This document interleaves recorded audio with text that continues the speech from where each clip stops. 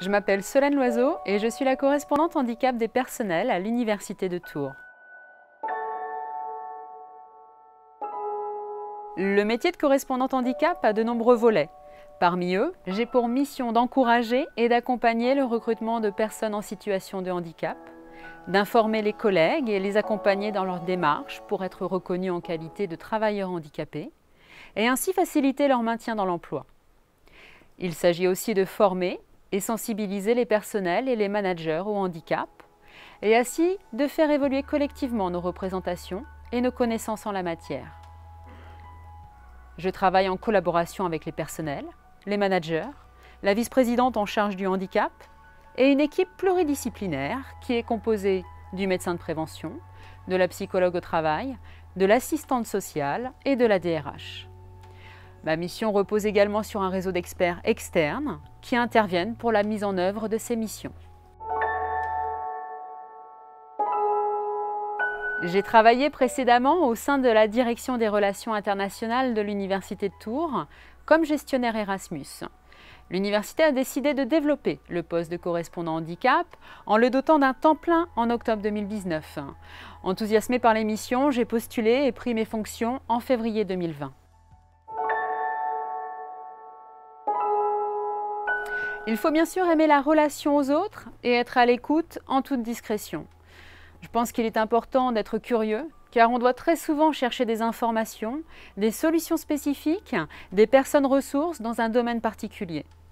Il faut aussi savoir faire preuve de persévérance, car certaines situations soulèvent des problématiques pour lesquelles une réflexion plus large doit être menée au sein de l'établissement, et il faut pouvoir relayer cette problématique aussi longtemps que nécessaire.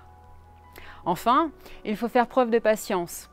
Un agent qui fait une demande de reconnaissance en qualité de travailleur handicapé attend actuellement 10 mois avant d'obtenir une réponse. Il est donc important que les gens sachent qu'il est intéressant d'anticiper cette démarche, dans la mesure du possible évidemment.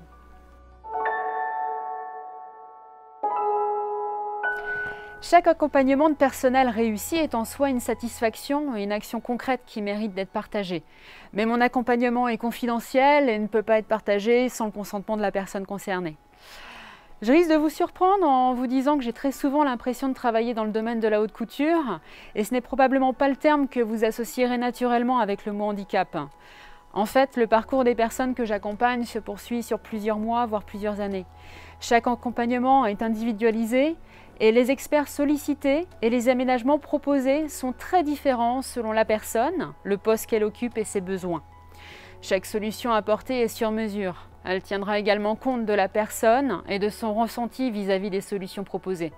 Raison pour laquelle je fais le parallèle avec la haute couture. Par ailleurs, parmi les autres actions marquantes, sachez que depuis juin 2021, l'Université de Tours est conventionnée avec le Fonds d'insertion des personnes handicapées de la fonction publique, que l'on appelle plus souvent le FIP. C'est un projet qui permet de renforcer la politique handicap de l'établissement et augmente les moyens alloués au handicap afin de favoriser l'emploi et le maintien dans l'emploi de personnes en situation de handicap.